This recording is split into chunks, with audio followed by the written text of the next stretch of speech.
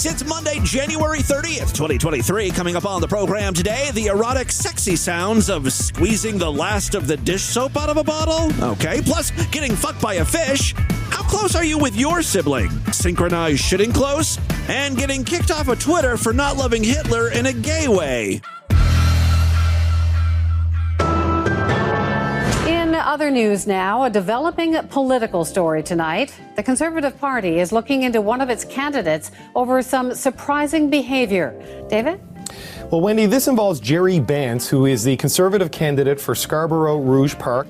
Our colleague Tom Harrington did a hidden camera investigation into the skills and ethics of home repair service companies. And when he isn't running for office, Bance owns and operates an appliance repair business. So Bance responded to a service call at the house where Marketplace had its hidden cameras set up, and those cameras caught Jerry Bance urinating in a coffee mug and then dumping the contents of that mug into a kitchen sink while the homeowner was in the very next room. Just take a look. He's looking off to the other room for some reason. He's also taken a cup. He just peed in the cup. Then he empties the cup in the sink, rinses it, and puts it back. So when we learned of this, we immediately contacted Jerry Bance's campaign headquarters and the National Conservative campaign headquarters for comment, and they facilitated this statement from Jerry Bance. He says, "I deeply regret my actions on that day. I take great pride in my work, and the footage from that day does not reflect who I am as a professional or a person." It's the Distorted View Show with Tim Henson. Do, re, mi, la, fa, sol, la, ma, ti, da, mo. She is a fat cunt. Rape my boy pussy! Rape my boy pussy! Try new peanut butter eggs. Get off my phone! It's just a fun thing. Cut the water!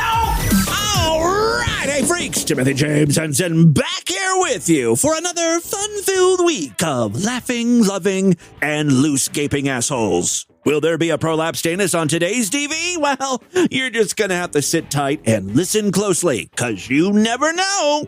At the top of the show, there seems to be a lot of misinformation out there. Oh, so many conspiracy theories, wacky batshit ideas. Plus, no one can even really agree on facts anymore, because the truth seems to be a very pliable, bendy concept now, even among officials and scientists and stuff, people that we were always told to trust. They're putting out conflicting information. It's so hard to parse through everything we're being fed on a daily, hourly basis and to come to some kind of consensus. It's impossible.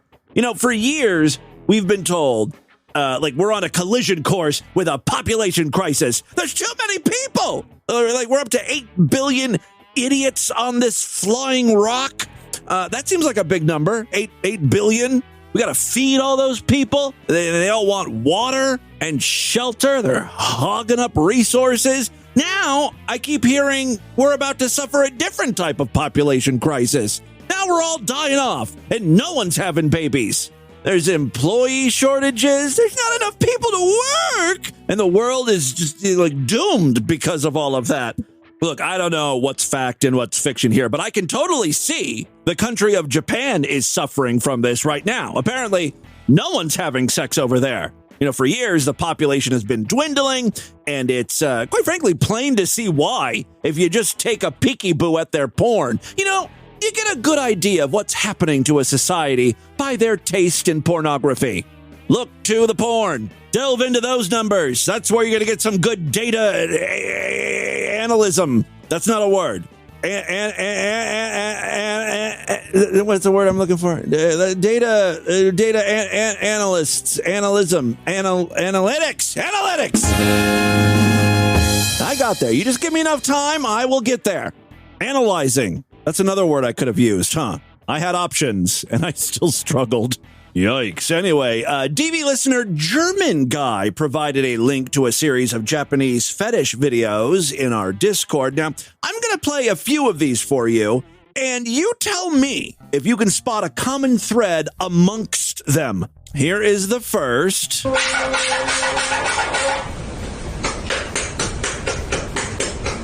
you're not going to hear a lot of like sex noises, moaning, grunting, balls slapping up against an ass. Apparently, in Japan, men have fetishes like hearing a woman squeeze the last of the dish soap out of a plastic container. That's the video I'm currently playing for you. The woman is not even naked. She's like in a sports bra and panties, and she's just trying to squeeze out the last of the soap.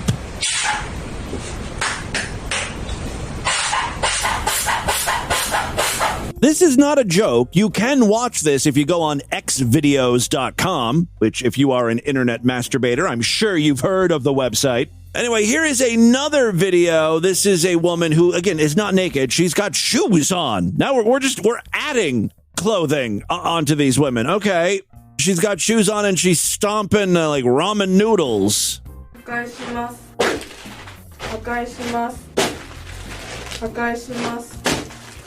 I don't know what she's saying.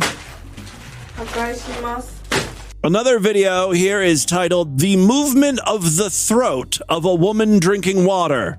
So it's not about her drinking water per se, it's about the throat movement when someone swallows. But that microphone is right up in there.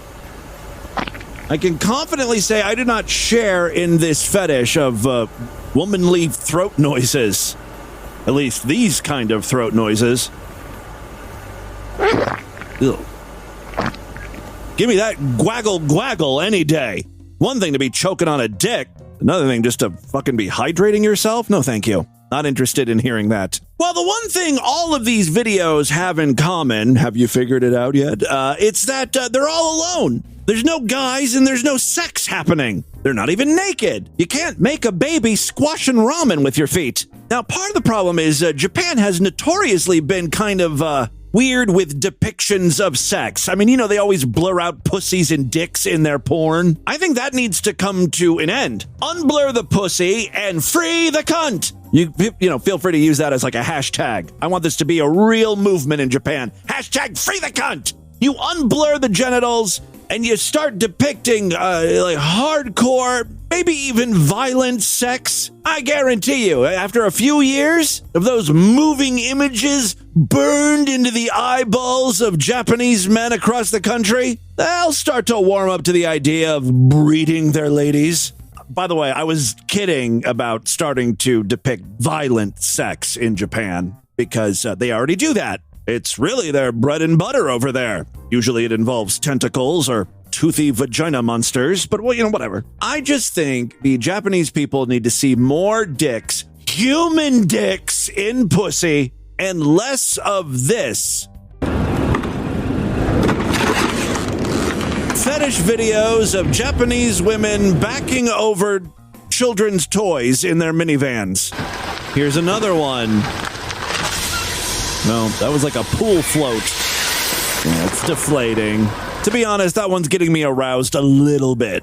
I see where Japanese men get that one. All right, well, there you go. That's what's happening in Japan. You're not going to find a lot of hardcore porn over there, but if you have a thing for swallowing throat noises, you got to check out what's going on over there. All right, let's move on. Several months ago on this very podcast, I featured Anna and Lucy, stars of the TLC program Extreme Sisters. More fine educational programming from the Learning Channel. These two daffy broads do absolutely everything together. Like, their whole identity is being twins. They talk alike, they dress alike, they do everything together, including their shared boyfriend. Yes, they want to get pregnant at the very same time. That puts a lot of pressure on the dude. He's got to be spraying bullets all over the place. You know what I mean? He's got to have a bunch of loads in the chamber. I don't know if it's ever discussed how the sex works. Like, is the other sister in the same room with them? I mean, they all share a bed together, all three of them. But when it comes to sex, does the other sister really want to be around to watch? On the flip side, is it really that big of a deal because they look exactly the same? So, you know what I mean? Ben, get your ass in here! Ben! I was so surprised when it said our temperature was exactly the same. I wasn't, because we're exactly the same with everything. I mean, that's like science. Like, come on. I didn't think that we're going to be like identical. We thought that was a bit of a sign. All right. Yeah, that's Ben. He comes waddling into the room, and unfortunately the cameras had to be turned off at that point. So that's what I played for you last time. After sex, you've got to put your legs up on the wall for like half an hour. So we've been doing that. Well, you don't have to. That's because the sperm... Plenty of people have gotten pregnant without putting their legs up. That's because the sperm travels faster to down there. Yeah, if your legs up like this, it just goes down there. It goes down there quickly. Well, you heard it from Dr. Stupid and Professor Retard. Oh, sorry. Trying to stop using the R word, so I have an R word jar. I punish myself by giving me money. I don't know. It's just so hard because I feature such complete morons on this podcast. And there's, a limited number of words I could use to describe how stupid these bitches are. The R word is bound to come up a few times. I'm so sorry. Well, freaks, it's the new season of Extreme Sisters, and our girls are back. Let's see what's going on. Apparently, in this scene, they're at some sort of beauty salon. So you both share a boyfriend? Yes, we do. Yes, we do. Like, her voice is super annoying, and now you have to, multiply that by 2. Yeah, we do. Yeah. Oh! Oh, yeah. Wow. Yeah. Oh, so that's a bit different. Yeah. Yeah. Oh. Yeah. Yeah. We've been with our partner Ben for 11 years. Oh, wow. The 3 of us are happy. We found our soulmate. We found our rock, our best friend. If we could, we will marry Ben, if it's possible. They can't help but talk over one another and say this. Like, it literally is like an echo. We should be able to marry the same man. There really shouldn't be a law. It's I don't totally understand. Unfair. Why? We're being judged. Yeah, back at the hairstylist, it doesn't seem like she's judgy, but she is curious about their situation, I guess. And I guess you've made it this far, like this, so... Yeah. We're not going to change. We're not going to change. This is who we are. Yeah. And Ben loves us for who we are. Yes. We found someone that accepts us for who we are. The accent is not helping the situation. It really is true love. It really is. The first night we met him, we both kissed him. We both kissed him. It wasn't just not at the same time. Yeah. Yeah, we both kissed him. Like a three-way. Yeah, like a three-way. Oh, we're getting some new information. Oh, the stylist is now she's at a loss for words. This is crazy. It's crazy. She found some words, I guess. It's crazy. Do they actually really have sex with the same guy at the same time? Is it like one pump, 2 pumps? It's crazy. Yeah, we do. We have sex at the same time. Yeah, like a three-way. Yeah.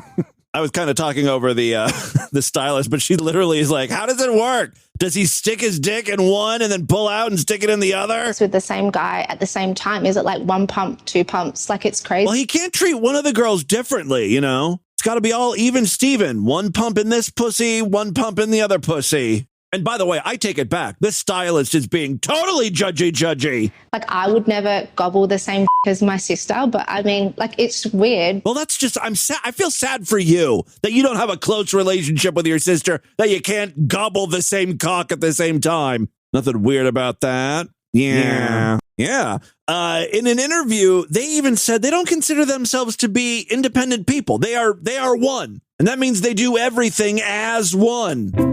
We do everything together, you name it, from shower, the toilet. We share a phone, a car, eating together, eating identical diets. We come as a package, we're a team. We can't be separated. Well, now this is just a mental illness, right? 2 mental illnesses. They won't do anything separate. I mean, think about how much time they could save if they took a divide and conquer approach to being twins. What if they decided we're hungry, but also the dogs need to go outside to take a shit? One of the girls could be making the popcorn in the house. The other one could take the dogs out to take a shit, as opposed to both of them doing one task together, taking double the amount of time. Come on, honey, save some minutes. It's just an ineffective use for time, I think. Do you get your period at the same time? Yes.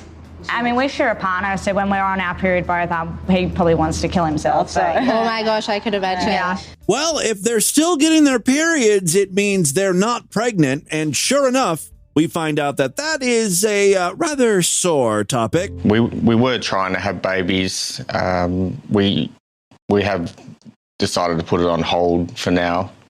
There have been a lot of difficulties. Well, the difficulties he's referring to, as far as I can tell, is that these two idiots refuse to come to terms with reality. Nature does not care if you want to get pregnant at the exact same time as your twin sister. They want inseminated at the very same second. They want to experience morning sickness the same way. They want to experience the baby kicking at the same time. They want to be in labor at the same time. That's not how that works. Plus, like, there's a chance one might have a girl and one might have a boy. Could you imagine what that would actually do to their relationship? They're hell-bent on doing everything together. What if one has a girl and one has a boy?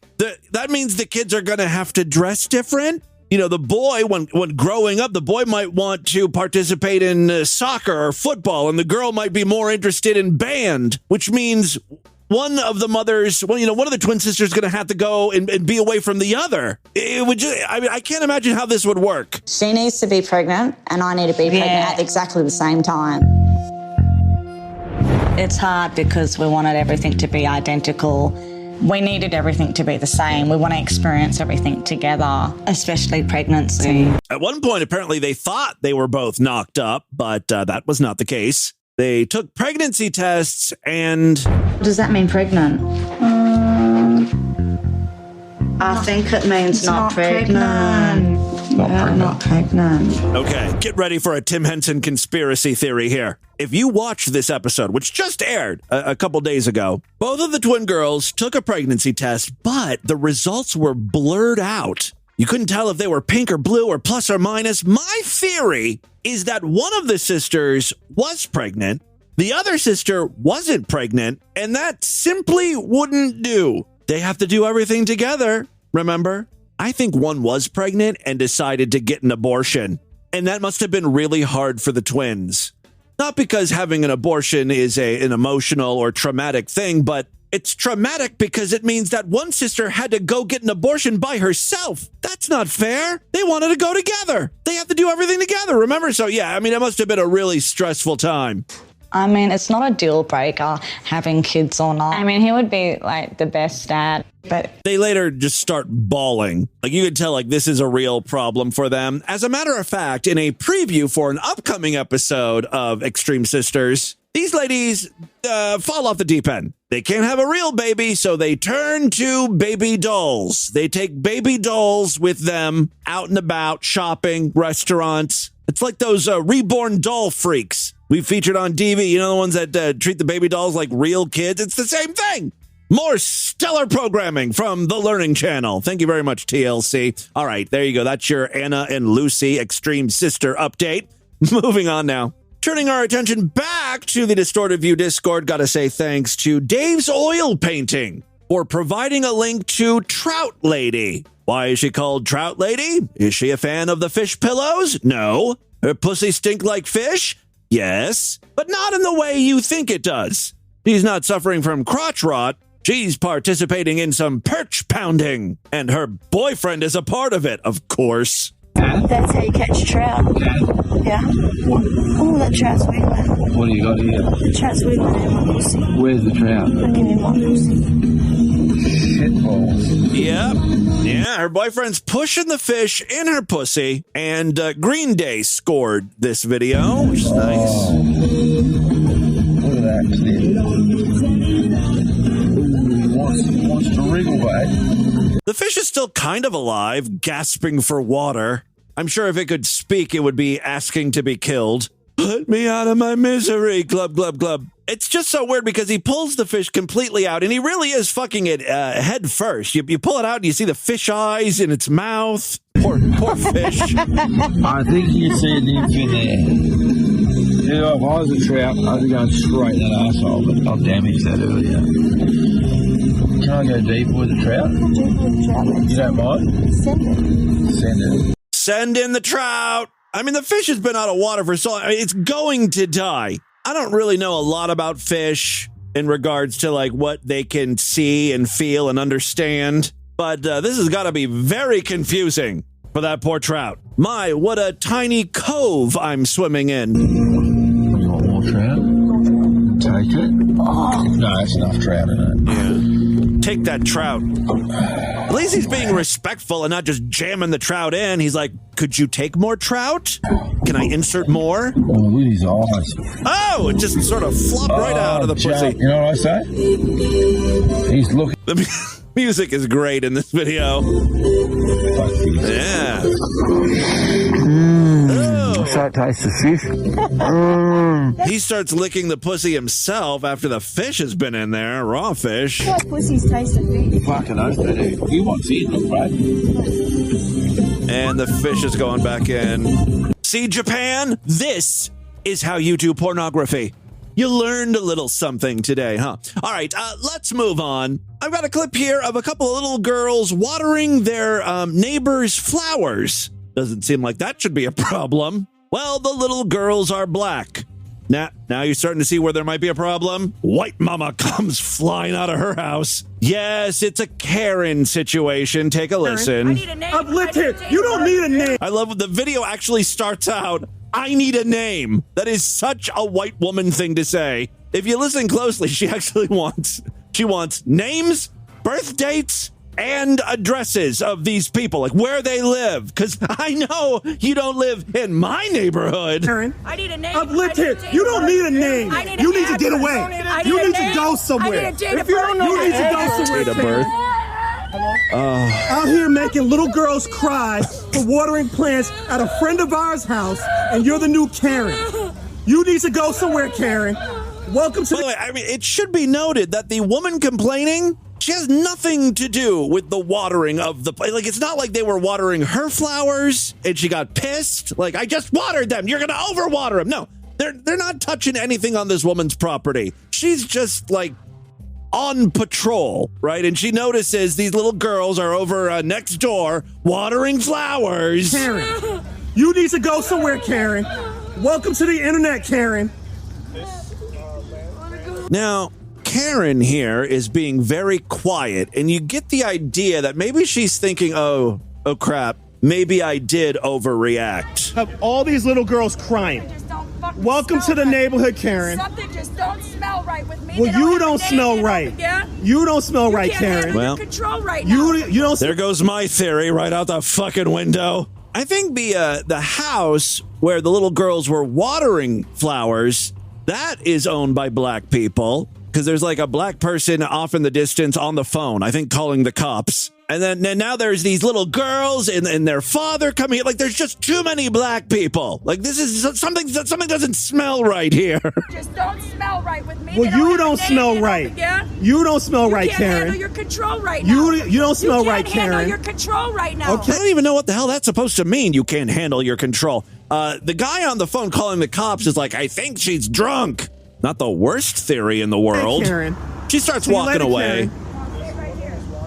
There's no way she's going, though. She's going to do the classic Karen turnaround. That's where they walk, I don't know, 20, 30 feet, and then they turn around and they re-engage. Oh. Handle the kids. They live here. You're too busy at phones. They're watering the plants like they're supposed to, Karen. Yeah, it sounds like the little girls were asked to come over. Maybe they're not around. They're like, we forgot to water the plants in front of the house. Can you do it? Just get in the car. Get in the car. Get in the car. She's coming back towards me. Get in the car. Yeah, she's coming back. I told you she'd come back. You don't owe me. You don't run me. These kids have no recollection on what's going on, sweetheart. Okay, Karen. Christina. This guy might be right. She could be drunk because I don't think she's making much sense. Just another day being black in America. Always lots of fun interactions to deal with. Speaking of which, I've got another clip of a black man dealing with, what is this? The Memphis police. Who wants to hear that video? No, let's not do that one. Finally, before we get into the news, got to say thanks to Great Big Pete. You know, the other day on the podcast, I guess it was Thursday or Friday, we featured a clip of an Indian dude freaking out at an airport. Great Big Pete isolated some of the audio, cleaned it up, and he provided these sound bites. Butt fucker. Another butt fucker. Great Big Pete labeled those cocksucker, though. I think he's saying butt fucker. You butt fucking sucker. That's a butt fucking fucker. These are a lot of great sound clips I can use, like this one. Woman with a dick. Woman with a dick. Woman with a dick. I think Great Big Pete even did a little bit of a remix. Woman with a dick. Dick, dick, dick, fuck off. Woman with a dick. Dick, dick, dick, Women with their dick, fuck. Great theme song if any trans listener is not easily offended. If you'd like this to be your theme song, like if you call into the show and you happen to be trans and haven't gone through a bottom surgery and you don't mind, I would love for this to be your theme song. Women with their dick. Look who's calling in. Women with their dick, fuck up. Women with their dick, fuck up. Women with their dick, fuck up. I'll only play it with your consent, of course. I'm not some sort of monster, some sort of transphobic asshole. You think any police officer would dare touch me? You fat fucking sucker! Well, You fat fucking sucker! I could use that part for a gay listener. Twink toilet? This could be your theme song. All right, well, thank you very much, Great Big Pete. And really everyone who's been submitting content over there in our Discord. If you're not a part of it, it's absolutely free. Just click on the Discord link, the main navigation bar over there at distortedview.com. Use that as your invite in. You'll be part of the club, one of my buddies. All right, and with that, let's get into the crazy, bizarre, twisted up, fucked up news right now.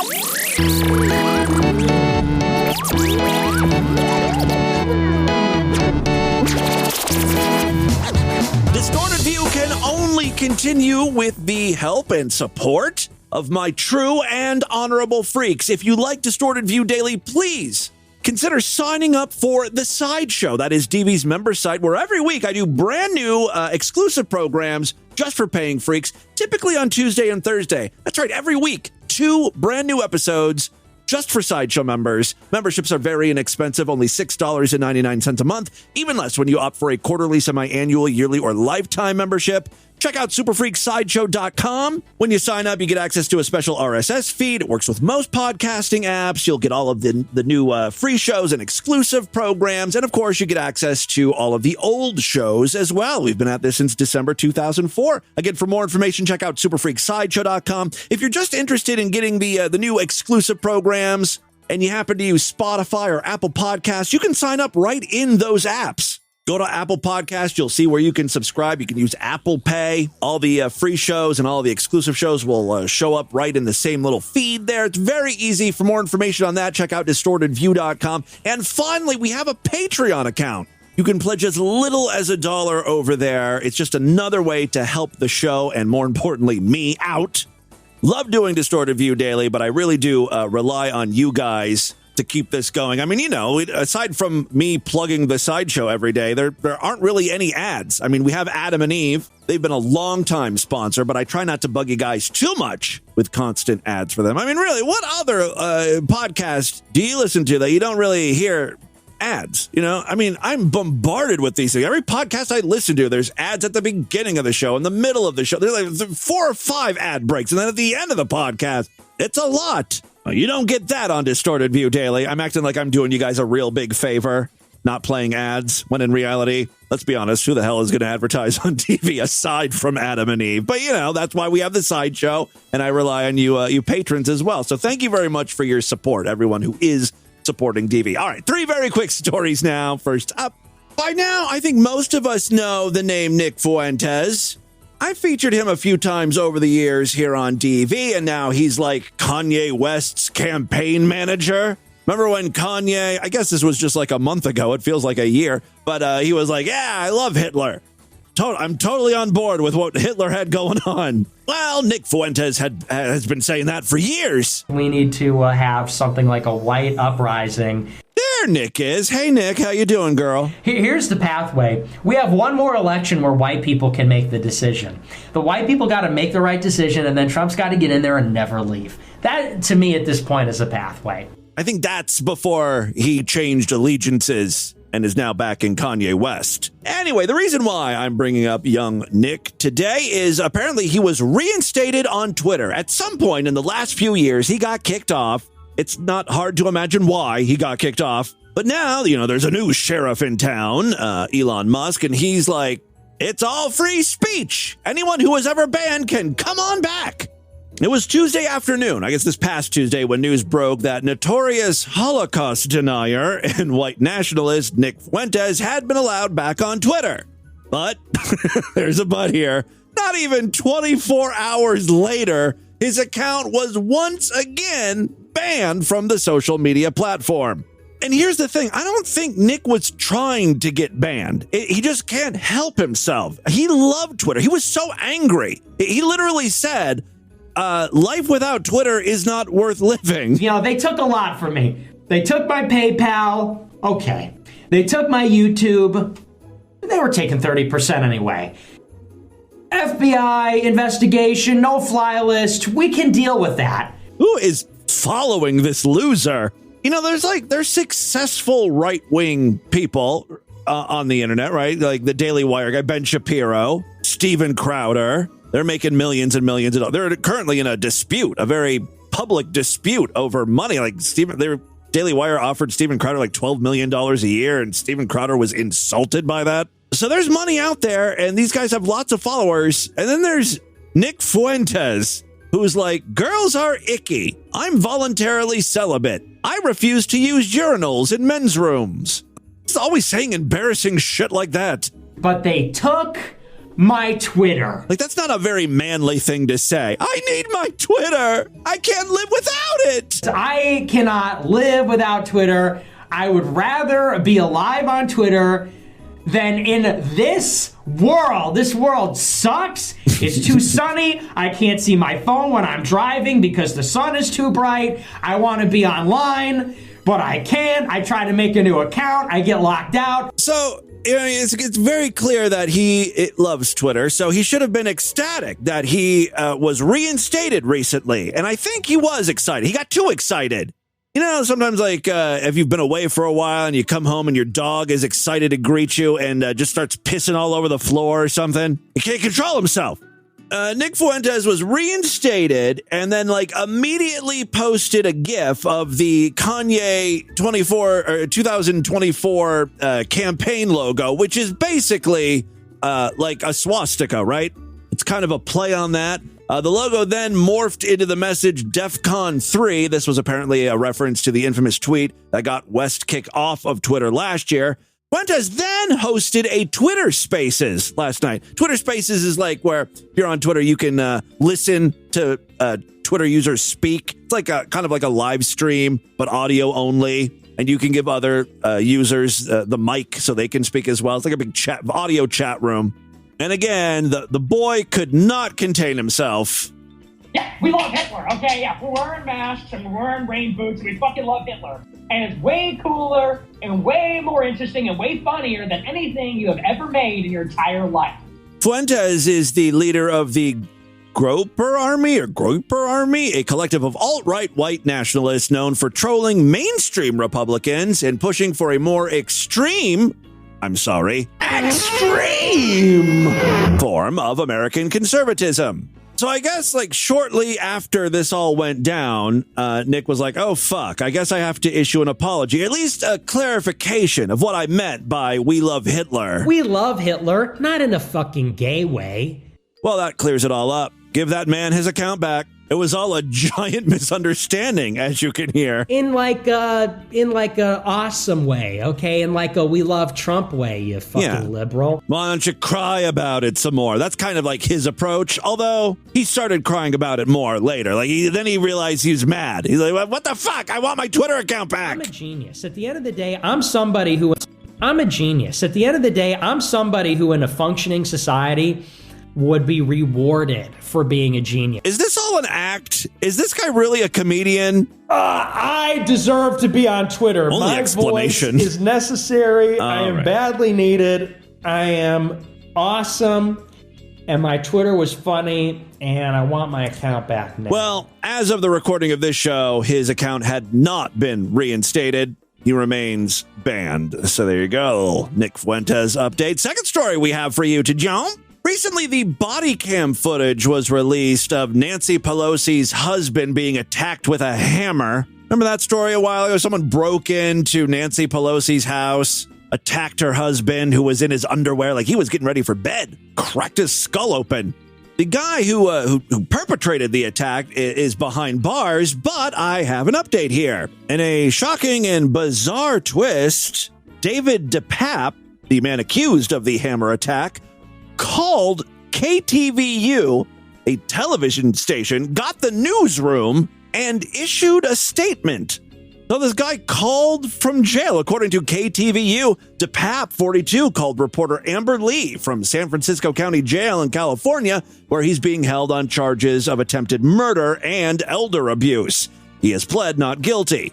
DePape's call to Lee, the news outlet said, was unexpected and unprovoked. He did not allow Lee to challenge his statements.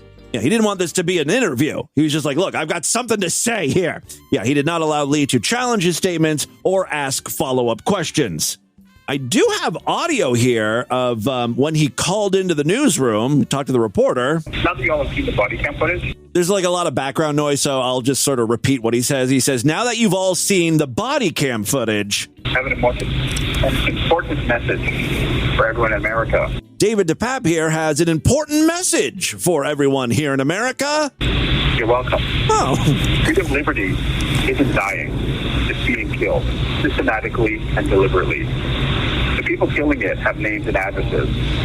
So I got their names and addresses so I could pay them a little visit and have a heart-to-heart chat about their bad behavior. So if you didn't understand, basically he said liberty is being systematically killed and the people who are doing it have names and addresses. So I stopped by, paid these people a visit to ask them about their bad behavior. Ultimately, though, David DePape did issue an apology.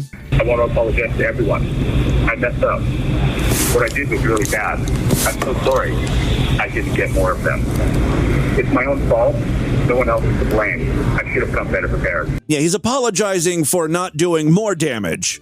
Again, just to recap, the attack happened on October 28th while Paul Pelosi, husband of House Speaker Nancy Pelosi, was asleep in the couple's home. DePape, whatever the fuck his name is, allegedly broke into a glass door near the back of their home. Authorities say the man forced Paul Pelosi out of bed. He tried to reach an elevator. There is something to be said about these Washington elites. They have elevators in their house. That's the fucking craziest part of this story.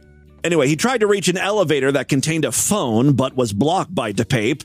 Paul Pelosi then managed to make his way into a bathroom and call 911 because there's phones in the bathroom, too. Damn, the height of elegance. Toilet phones. I want a landline in my shitter. That's how you know you made it. Realizing that Paul Pelosi had alerted authorities, DePape took him downstairs near the entry of the home. When police arrived, they found the two men struggling for control of the hammer. Police say that's when DePape allegedly pulled the hammer away and struck Paul Pelosi with it. I mean, you can watch the body cam footage yourself now. No word yet on if Paul Pelosi accepted DePape's apology. Paul really should be the bigger man here. Takes a lot of guts to say I'm sorry. All right, final story we have for you to know.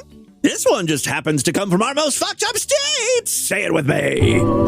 Florida is the most fucked up state. Yes, a product label found in a South Florida supermarket is in the spotlight after it left a shopper disturbed and outraged. Oh, I'm interested.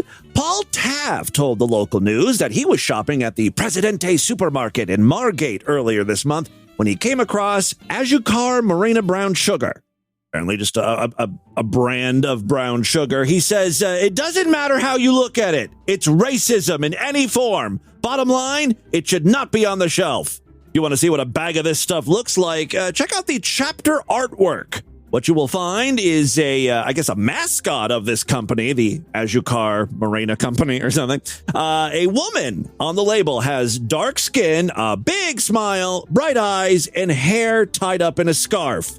Quote, when you see an image of a mammy dancing around with 2 sugarcane stalks in her hand, thinking that she's having a jolly old time, it's not. It was never a jolly old time for us.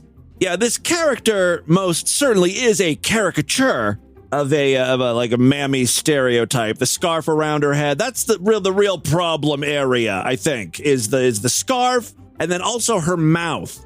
It's drawn in a way like old-timey racist cartoons depicting black people are drawn this way. Look for that wide-mouthed coon near you. Right, exactly. The mammy stereotype, a depiction of happy enslaved black women, are there any other kind, only grew in popularity after the Civil War and into the early 20th century. Mammy was pulp culture for decades, showing up on product labels, in movies, and as figurines. Yeah, like in the 1900s, it's fucking 2023 now. How's she showing up on brown sugar packages? We're taking the product in a new direction. Trying to market, well, they are marketing in the South, right? The research of Dr. Rokisha Ashley, a Florida International University professor, focuses on black women and body image. Quote, we still see these moments where things haven't caught up everywhere quite yet. They might just be like, this doesn't exist because they don't have those lived experiences. She said, I'm not surprised that it's present.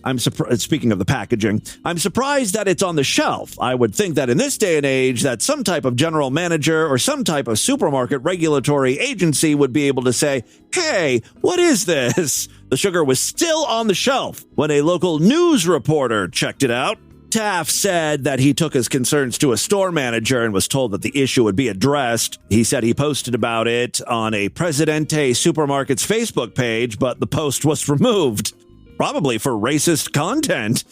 He says that he's not going to be going back to the supermarket anytime soon. Quote, it's not touchy, it's not petty, it's wrong, he says, and racism needs to be called out. No matter where or when you see it, it needs to be called out. The local news called the phone number on the package of brown sugar and spoke to a man who claimed to be the owner of Azucor Marina. He said the sugar came from the Dominican Republic and it's packaged in Puerto Rico. The man said he paid an artist some 20 years ago to come up with the image. He said he does not find it offensive. Well, if the owner of the brown sugar company doesn't find it offensive, then, well, it's not offensive, right? When asked if he would consider changing the image, he responded, maybe. You can read between the lines there. That's a hard no, actually. All right, there you go. That, my friends, is your Distorted News for Monday. Let's do a couple voicemails and get the hell out of here. Love to hear from you, freaks, and there are many ways to contact the show at distortedview.com. All over social media, at distortedview on Twitter and Instagram, facebook.com/distortedviewshow. All right, let's check in with a few freaks, and we begin with a patron. I'm extremely disappointed that 3-second rule doesn't mean how many seconds you can drop a piece of food on the floor and then shove it in your face hole. Well, that is a 3-second rule, but it's not the 3-second rule. The 3-second rule is... Now my baby should only have eyes for me. I know there's some girls you want to see. Well, that's when my 3-second rule comes into play. You can only look for 3 seconds, then look away. It's called a 3-second rule, like the kind of rules you had in school. Been a while since we heard that song, huh? I love you. I love the show. I hope you're having a good day. And that's all I called you for. Oh, well, that's very nice. Thank you very much for that. Short and sweet. There's no butts in there. There was no faggot, nothing. Hey, Timmy. It's Scuzzy, the misogynist and frequent masturbator. Okay. I don't think that's what I was going to say, but whatever. A thought occurs. You're talking about a zoophile, Nyhouse or some shit, I think. And I was wondering, what are your thoughts? Do you think that zoophiles go to parks the same way pedophiles go to parks to check out the young? Different parks. I see what you're saying. Yes. Anyway, I was just curious. Of course. You might have an opinion on this. Yeah, like if you are a zoophile who are, and you're into monkeys or something, or llamas or elephants, something exotic that you don't normally see, how else are you going to experience them in real life aside from going to the zoo? Of course you go to the zoo and then you get all hot and bothered and you masturbate in the public restroom. Hi, Tim. That's just what you do at the zoo. Hi, Tim. It's a long-time caller, short-time listener. Dad's calling. Hello. You might remember me from your super faggy scarf I made you last Christmas. Oh, thank you. Well, it's my first call. I just want to say I love you, Timmy Boo, and you're more than welcome to sing Guns N' Roses with me at karaoke anytime you want. And, oh, by the way, I love you. I love you too. Nice batch of voicemails today for the most part. Let's end right there. It's all the time we have on this edition of the show. I want you guys to email me, show@distortedview.com. Distortedview.com is our official website. Voicemail line for you, 206-666-4463. That's 206-66. Oh, God, is it? Oh, God. Oh, so that's a bit different. Yeah.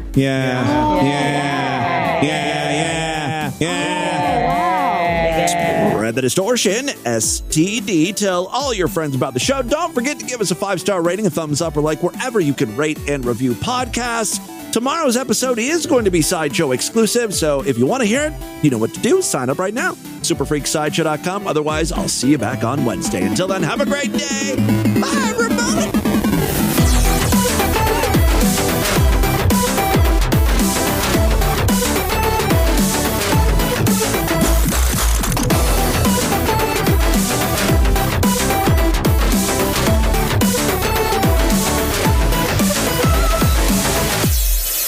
Marijuana is a vegetable, and yet people are enslaved to vegetables. This has been another excellent podcast from the Scribe Media Group. Learn more at scribe.net.